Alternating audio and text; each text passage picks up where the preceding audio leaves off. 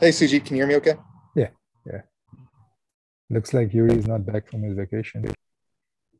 What's that? Looks like Yuri is not back from his vacation. I guess Oh, yeah. I he's guess. supposed to be, yeah, going to Europe, Oh, right? yeah, I didn't realize he was going to be gone that long. Yeah, I didn't know that too either. So yeah. Oh, Yeah, I mean, I or think he was. maybe he's joining. Yeah, maybe he'll join soon. There you go. Something's happening. No, but yeah, he was actually going to St. Petersburg as well, I think. So, Ah, okay. I hope he's careful. This COVID stuff really sucks. That's true. Yeah. Well, I had a couple questions that maybe you could help me with. Yeah. Sure. Okay, let me share my screen.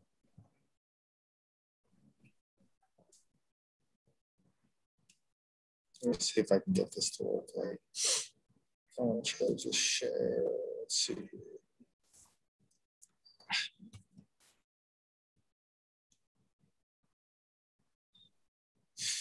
All right, let's see if I can just share the browser. Oh, no, I need to share the whole screen. Forget it. Okay, so the idea is, let me see here, that I have, shoot, it killed me. That's all right, though. I have a set of documents resulting from a similarity search or word stuff. And I take the top 100 documents and then I count the topics because we classify all of our topics to all of our documents to a taxonomy that has many terms in it. And then I just take the ones that are repeated, okay, and then I can use those as either to help expand the document set that was created by the similarity search, or to just suggest semantics. So you could put in a URL, right? Imagine in a URL for a Marketo, for example. They're a marketing automation company. Okay. And what I want to be able to do is really recommend topics. And so, or have topics to help expand. And I want those to be clean and I want them to be, ranked well. And so maybe it's a re-ranking task. I don't know. But I'll show you kind of what it looks like here real quick. So what I thought about is, because what will happen is the results will be like, I want it to go from most, right fitting. So let's just say it's marketing automation is the query, right? You get documents back on marketing automation. And you want to be able to get the topics in order that closest match that. Okay. I'm getting broad stuff up top. The first two or so are fine. And then I'm getting really broad stuff in there as well. So I want to sort of clean out the junk. And I also want to, rank it so it fits. It goes from, if you think of it as a bullseye, right? It goes from the center of the bullseye. And then as you go down the list, it goes out and out. Okay. So I thought I'd throw something over the fence, which is zero shot. Okay. Yeah. And so there's this model, it uses entailment, NLI. It's interesting.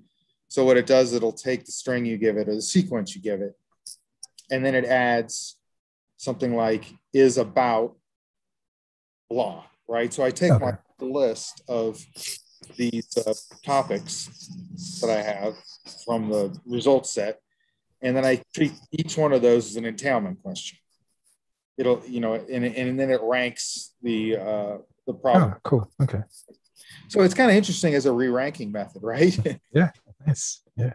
Super easy to use, right? So I'll go through. So it's transformers. I install transformers, Right. and then here I'm using the Facebook model, Okay. which is used explicitly for this. It's a zero shot for NLI, using NLI technique. I don't know if it's the best thing to use or not. It's just the one I found. And then what I'm going to do here is I'll show you. So these are my what I did is I took my topics, I Okay. lowered them all, and just used the names, no IDs or anything, Okay. right? So these are the topics that are coming back From your topic search. Yeah. in Okay. my results set. Right, right. Yeah, you with me so far? Yeah, yeah. Okay.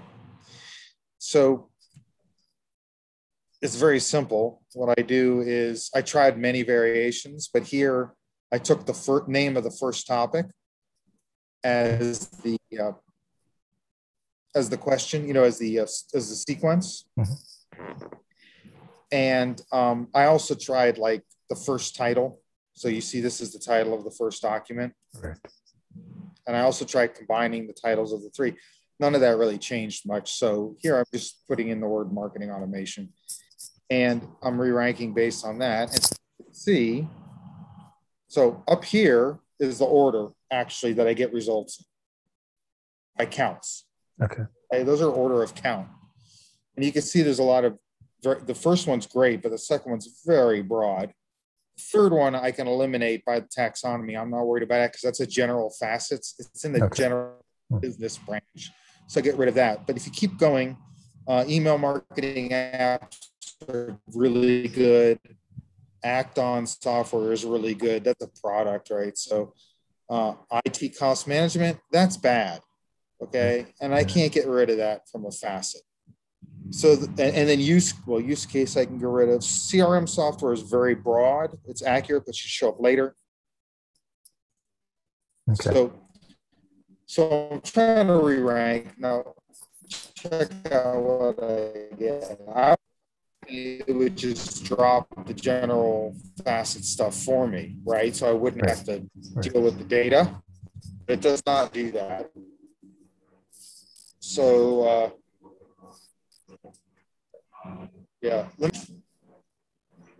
so here you go. These are the first so many above a certain threshold, but what you can see here is the second number, like this number is the number it originally ranked, the order. Okay. So you see that marketing automation was the first one, so it's indexed to 0. And the zero shot re-ranking moved marketing applications from 82. Ah, nice. Okay. Out of 100, right? So that's not too bad. Yeah. It's still kind of broad, should be the second one. Right. Messaging and moved it from 97. I don't know what that topic is. It may actually live under the marketing stuff, but I know messaging is like unbelievably important for marketing, but it's still a little weird. Marketo is great. Marketing campaign applications is great, and that was moved up from 14. Nice. Okay. Marketing, but then you have this SMB. I'll get rid of that with the B2C stuff. So let me show you. I moved this to a spreadsheet so we can more clearly see I could more clearly assess it for now. So in the spreadsheet, I filtered out the general facets stuff because I'm going to do that. Right. You know how to get rid of them. Yeah. Yeah. So I can get rid of it to see what's going on. And then the other thing I did is I took the products out of here because they're like different. They're always different. Right. Yeah. They're all good. But so now here are the topics, and you can see here that see these first 3 red ones. Yeah. Those suck. Cool. Yeah. Okay. Yeah. So but largely they're good. What's that? They're largely good though. The re-ranking is overall it's quite good. I mean, it's brought up a lot of good stuff from. Yeah, it's not too bad. It to me it seems like if I was able to, like if I did an assessment, it doesn't totally solve my problem, but it gives me a better ranking. Now my problem is twofold. One, I want good ranking. And when I say that, there's going to be a human looking at it and making choices anyway. So yes, it improves the ranking. That's good. I'll use it for that maybe. However, what I want to do also is auto expansion. So I want to take my similarity set results and auto expand based on topics. You just get all those documents that are about marketing automation because we've classified it manually. It's got that tag in the metadata. So for auto expansion, it's not great. because this would screw it up. I mean, these would just ruin your results. Yeah. So things. I just wanted to show you how much fun that was kind of to do, right? That's pretty cool. Use zero shot. It is very cool. Yeah. Yeah. And one thing I wanted to mention though is that it is slow. I'm not using a GPU, but if you look at the number, I have to ask 100 questions. Okay. You know what I mean? I have to ask. There's like 100 topics, so it's actually running 100 queries, right? So so for each document, or for each search result. For each, it's gonna say, is marketing automation about marketing automation? Is that an entailment? Oh, I see. Okay, like all pairs. Okay, got it. Okay. Yeah, so it has to do it for every one of mine. So that's kind of interesting, right? Yeah. So the number of topics you use in this extreme classification, or this, zero shot classification, the more you use, the slower it gets. Right. Definitely limitations there if you're doing it in a GUI in real time and stuff. But the other question is just to open up your mind in general, because you have a lot of experience with this stuff in terms of doing this kind of re-ranking. Are there other things I should maybe consider? Yeah, I can't think of anything. It looks good though. I mean, yeah. Yeah, I think it is pretty good. Yeah. So have you ever had to do a re-ranking or a sort of where you're doing a semantic recommender like this, where you're basically a URL to topics and then you want to re-rank them or clean the Yeah, well, I mean, usually I get, when I have these topics, I have somebody look it through and clean them up for me. So, Yeah, you have a person to do that. Yeah. Right. It's not an easy problem, I guess. Right, yeah. And other cases where we see this is, so there was this one time I did with remediation content, right? So for an education system. So if the student gets something wrong, a question, then we try to identify from the question he got wrong, the kind of topic he should be reading. So that actually allowed for a certain amount of fuzz factor, right? So, the recommendation did not actually have, it's just a recommendation, right? So you should read this, this, and this. And I think we showed the top three, I think, yeah, top three results. So we were actually, we kind of skirted this problem because we were not going really deep, right? So, yeah. Well, I think what that says is basically, in general, if you have a situation where you're helping a person select, right, it's almost a no-brainer. You can really make this stuff work well. Right. Which works in my scenario too. I was just getting greedy. I want to automate the expansion because I could see how I could almost do it, and it would allow a certain type of user that is super simple user. You know what I mean? Yeah. They wouldn't have to select semantics to expand with. So. All right. Well, I have one other question, which is, okay, let me share again. This is all, or the question is auto threshold selection. So the context is, is this one too, right? I could put a threshold on it, but think of it this way. When I get results back from the similarity engine, I put in a URL, it extracts keywords, queries the Word2Vec similarity engine, brings back my documents, right? Well, I could bring back the whole collection.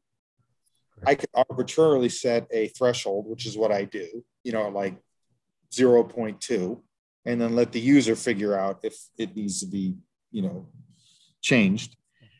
But what I want to do is there a way of automatically selecting a reasonably good threshold? Now, keep in mind, like with all search, even with the probability results back from Word2Vec and all that, it's not well distributed ranking. It's not like the top, like sometimes your top ranked document will be 0.7. Sometimes it'll be, 0.2. So you can't just set a generic threshold.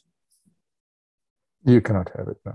Yeah. So what I was thinking about, you have a results set where you have a distribution. First of all, you have a graph, right? Mm-hmm. You could think of it just as a, just a graph. Maybe there's ways of, using the shape of the graph of the distribution, right, to set a threshold. The other thing I thought about was maybe you could cluster the results, the two clusters. And then this, of course, makes me think this is sort of an outlier problem, right? Do you have any thoughts on that? Well, you can do like the 80-20 rule kind of based on the shape of the graph. You cut it at the point where, you got 80%, right, of the mass, right? So, or if you're looking for high precision, you go towards the 20% side, either one, right? Yeah, so there is one thing with finding the number of clusters, optimum number of clusters, where they have something like an elbow method. So I guess we could use something like that as well. So when does the graph show you a discontinuity, right? The distribution, where there is a discontinuity, you cut it off at that point, right? It's like a sharp edge, kind of an elbow. What does that have to do with clustering? Clustering, you cut it off at the elbow where, when you consider the number of clusters you want, like k-means, you have to tell him how many clusters, right? So it's to decide the number of clusters. You basically plot your distribution and then, you cut it off at the elbow and you say, okay, this is the number of clusters I want.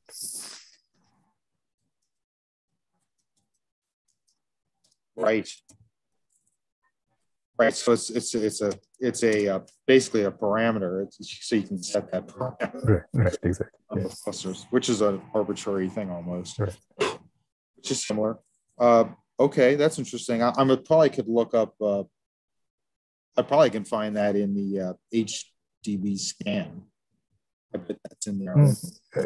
HDB scan is more like density based, though, right? You don't actually care about it'll decide the number of clusters for you based on density. Yeah. So what would be is there a Python where it comes to mind? The k-means family, those need you need you to tell them, right? K-means, and there are a few others as well, I think, where you have to tell the number of, specify the number of clusters.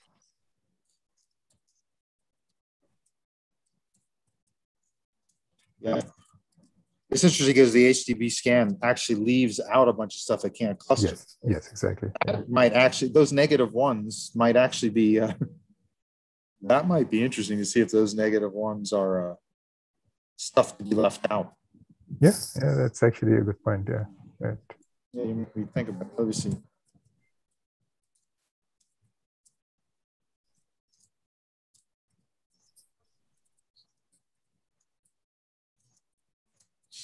You could go density of negative ones in your results set. Right. Crazy doing all. It's kind of crazy doing all this though. I mean, but it's it might or might not work. But I could see taking your negative ones, assigning those to your results, but keeping your results in order, and then seeing where the density of negative ones get high. Mm-hmm. Yeah. So, all right. Any other thoughts on that? Have you ever done any outlier detection stuff outside of clustering? Outlier, I don't know.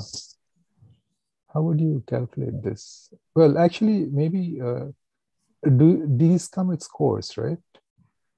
So scores could be, well, I mean, you could think of it as like maybe, if you think of it as a normal distribution, then, anything outside 1.5 IQR would be an outlier, right? What do you mean? Say that again? 1.5. So that's an outlier detection rule, kind of a heuristic. So 1.5 IQR is between the distance between the first quartile and the third quartile is the IQR, and 1.5 of that, if it goes beyond 1.5 of that from the mean, then it's considered an outlier. IQL, you said, right? IQR, interquartile range. Yeah. I mean, this is somewhat familiar to me. Yeah. Are there specific tools for this that you've used? Just look up IQR, you should see it. It's a median-based rule or interquartile range. Yep. Yeah, okay. I think of. And the other one is mean-based, I mean, plus or minus 3 sigma, right? So anything beyond 3 sigma is an outlier. Or depending on, you can even consider it like anything outside maybe 2.5 sigma is an outlier because, 2 sigma is 95% of the probability mass and 3 sigma is 99% of the probability mass. That's the mean-based sigma approach. Yeah, yes. It's just data distribution. It's mean-based sigma approach. I think of whisker graphs when I think of the IQL. Yeah. Yes. Whisker graphs actually do that by default, yes.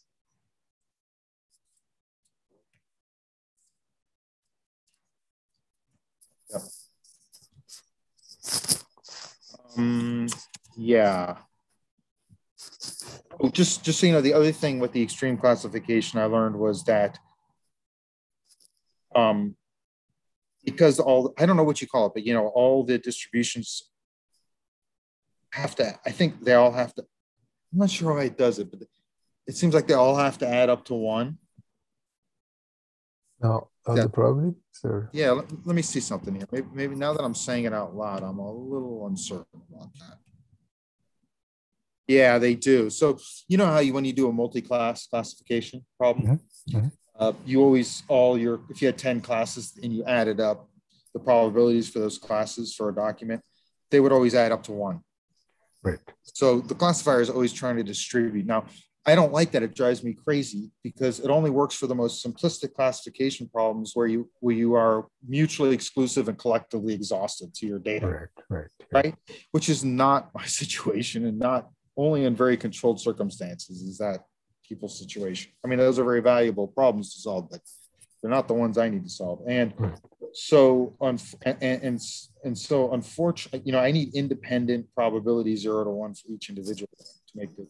So basically what that meant is when I did this at first and I put in like marketing automation as the sequence, and then I tested it against like CRM and security and whatever, it would automatically force, it'll automatically force, even if it's not in the topics resulting, it'll force, really high rankings for things, Okay. So what I realized is that I have to have candidates, that are close to it. Like if you have a bunch of stuff that is pretty good, then you can do it, right? Because those are going to, whatever, it's just going to emphasize one over the other, right? So that's why I thought of the re-ranking. But I keep continually running into that problem of, I don't know what you call that, where they all have to add up to 1. Do you know how you say that in a better way? I mean, it's not joint probability, that's for sure. I think of it as softmax, but it's not right, probably. Yeah. I think so. So softmax, I can't remember. Is softmax is more for multi-label? It's actually for single label. Oh, so it is softmax. So definitely softmax is resulting in that. So probably if I read about softmax, I'll get the language to use. But softmax versus what is for multi-label is the entropy, right? Cross entropy. Yes, yeah. Cross entropy, and usually the scores that you get is the logits, the negative log likelihood, right? And so that's the raw score that you will get. But that also has, it actually doesn't, it's not on a probability scale either, right? So it's not like between 0 and 1, it's just a number. So that's another.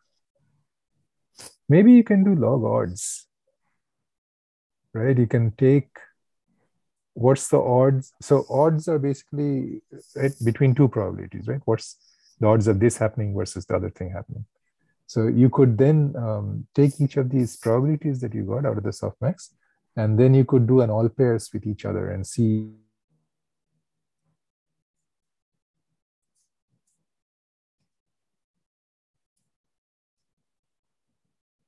You there?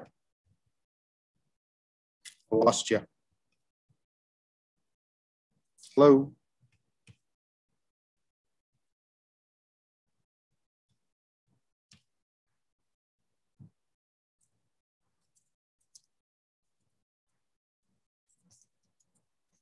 Can you hear me?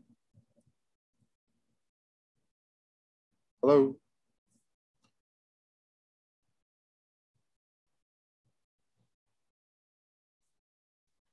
You may have to log back in. I'm just hearing nothing.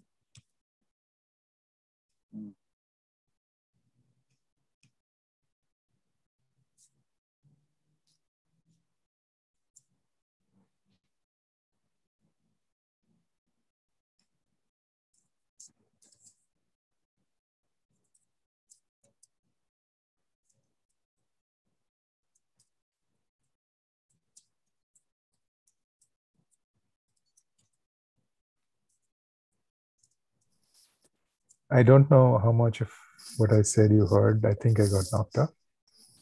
Yeah, can you hear me okay now too? Yeah. You were just beginning to explain the method you were talking about there for the multi-label.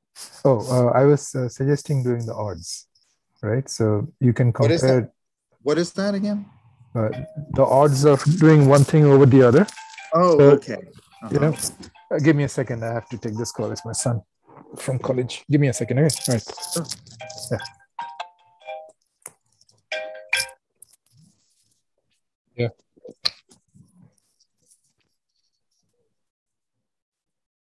What? Okay.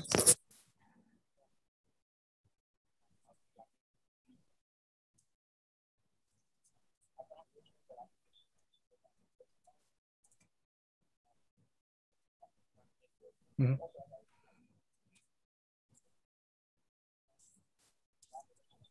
Okay.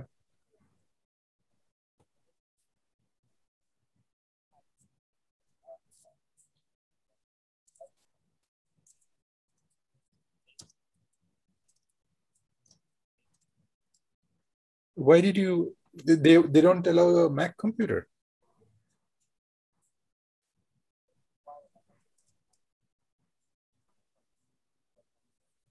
Oh, I see. Okay.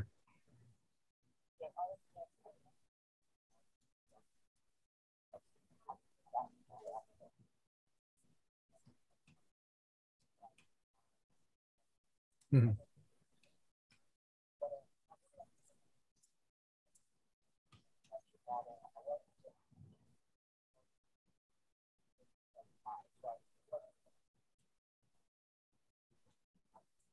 Mm-hmm. Yeah, I can do that. Yeah. Yeah, I can do that. Yeah, sure. Okay. Yeah. Great. Okay, cool. Right. Okay. All right. All right. Sure. Right. No problem. All right. Okay. Okay. Bye. Bye.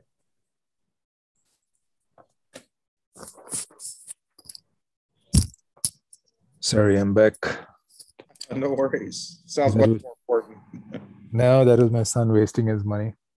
So he's gone to college. He's just started attending CSU Maritime. So he's been in the Navy for a year. So he's coming back now. He's a reservist and he's going to attend college and so forth.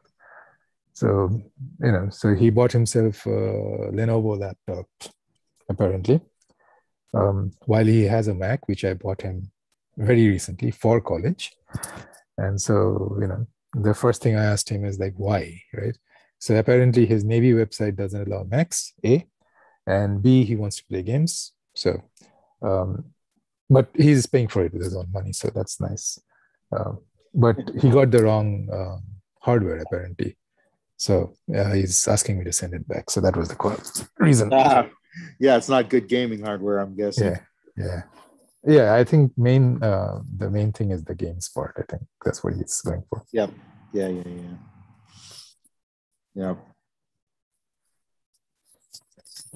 Anyway. So that's what college is for, to help him be more rational. Knock on wood, dude. Knock on wood with that. Yeah. Good luck, man. Yeah. Well, I mean, he is. I think he's going to tone him down a little bit because even though it's almost like a military school, like most of the outgoing people go join the armed forces because it's like marine, right? So maritime. So they work on ships and stuff. And so you would either join the armed forces in some capacity, or you would join shipping or oil and gas, So he's, very, well, military, I think.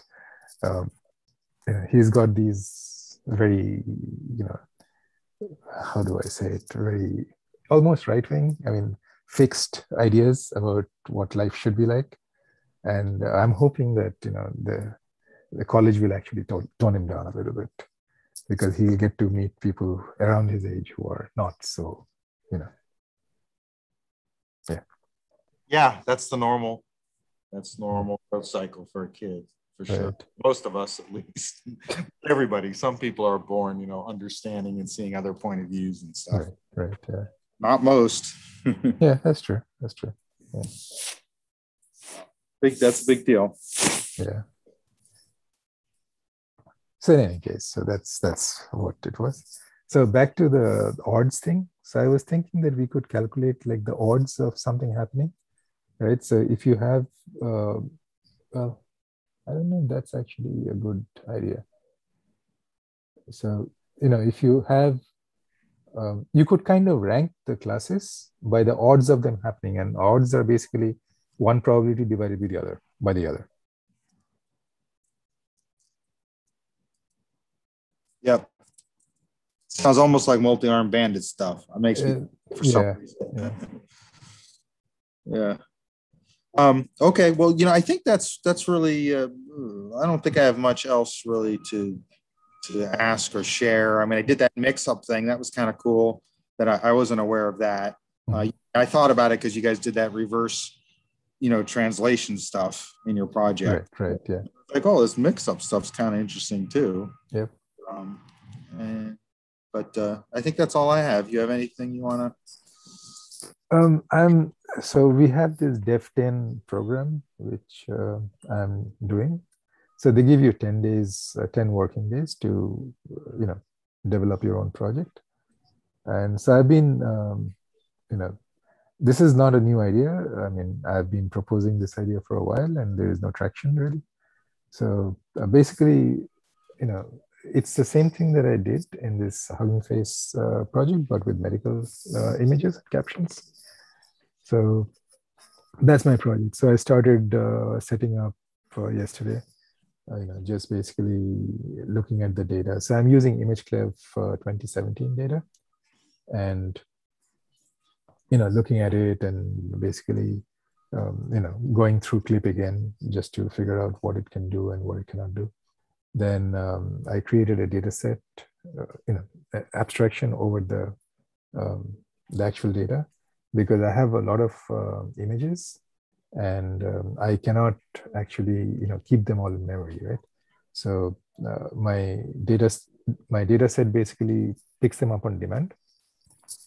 So so it basically, as I get a batch, it will read it from the disk, create the batch of data, and give it to me, right? So I did that, and today I'll do the evaluation, basically the baseline evaluation of a off-the-shelf clip model transformer, and see how it works against their test set, the ImageClev test set. So that's one. I also let me ask you about that. So, I'm sorry. Did you say you're doing that at work? Yes, this is like a kind of, yeah, I'm doing it on work hardware and on work time, but it's part of not company. Well, if something comes out of it, I'm sure the company will probably consider it. But yeah. No, so I get it. You're just taking the next step with the clip. Yes, for medical images. Yes. Oh, I get it. I get it. Awesome. So you learned what you used, right?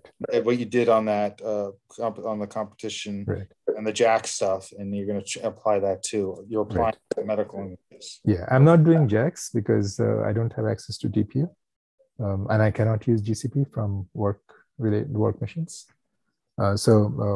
I'm going back to PyTorch on GPU. Yeah, and basically the idea is, so actually even the Hugging Face event was, prompted by the same thing, right? So originally I had thought of a paper called Convert, which does contrastive learning using images and captions, but not transformer based, right? So that was what I had in mind to implement for this DevTen. But then this event came up, and then Arto suggested using Clip, and Clip is obviously much better and much more powerful. So, so I'm going to replicate this, basically the idea of the project is the same for my DevTen, but I switched the implementation, right? So I think there's going to be some people you show it to that at your work, if you show it to the right people, whose minds will be a little bit blown, or yeah, I hope so. Hopefully we'll see. For sure, that's good. I mean, imagine you probably never could have got to that in the way you did without doing that competition, I would guess. Yeah, I wouldn't have used Clip, definitely, or I wouldn't have known about it. Yeah. Okay. Great. What's next? You were going to say something else. That's it. That's what I've been doing. Also, I took up Yuri's phrase matcher thing, and I'm trying to do a proof of concept, but that's lower now, because at least for the next 10 days, next 10 working days till September 15th, I'm going to be kind of focused on this one. But that's another avenue. So we have a entity matching tool which has some issues, because one of the things is it cannot give you the exact offsets. So we are looking for replacements for that. So phrase matcher might be a way to do it. I've been talking about it for a long time, but the reason I can't do a demo is because when you're in labs, you have to beg for access for other other groups, right? They don't share their data. We don't share our data in general. So we are little fiefdoms, as you know. And so it was hard to get access to the data. So it never actually got off the ground. But now I'm in this engineering group, and I do have access to this particular piece of data. So I'm going to use that opportunity to kind of do that. So when you say phrase matcher, are you talking about some kind of specific tool? Yeah, it's an object in the Spacey library, right? Oh, okay, I get it. Object in Spacey library. Yeah, and it's a wrapper over a hoperic, right? It's instead of using hoperic directly, yeah, exactly. I know what that is. I've used it because of you. Right. It's very fast. It's very fast lexical matching. Yeah. Phrase matcher, huh? Yeah. But you have to have a lexicon. Yes, the lexicon was the problem, really, because even though I know what's inside the lexicon, and in my ex company, that was our main thing, which we sold to Elsevier, right? So I know exactly what's inside it, but I could not get access to the data because I'm from labs, and that's a company, or it's a group outside the health group.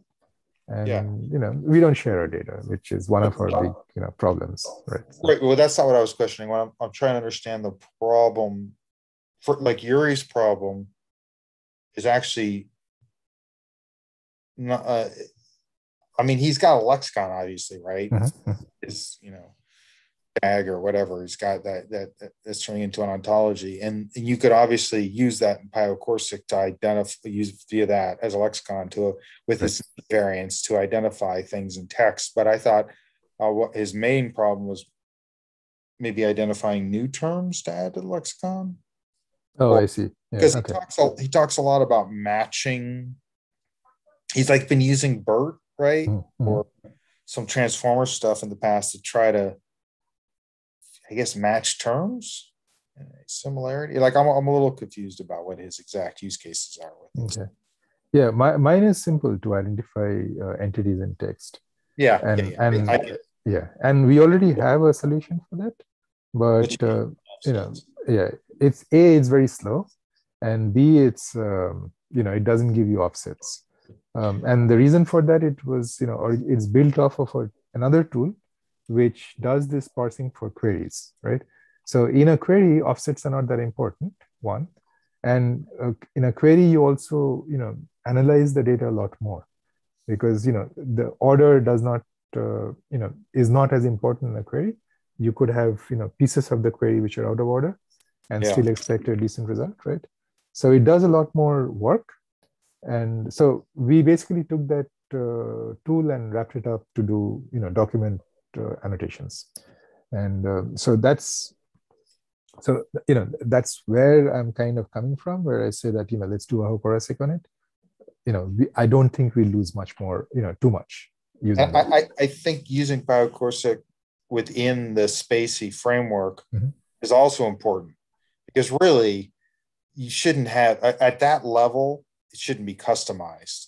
I don't think. I mean, I think your infrastructure should be built on these open source tools and then customized by combining or post-processing or whatever you have to do. I mean, it's, you know what I mean? Especially for something like this. Although you could just straight up use the PyCorsic library like I did. But yeah, we could. But the reason for preferring Spacey is that, we are already in this particular, so in this engineering group that I'm working with, we are a consumer of this, this entity relationship thing.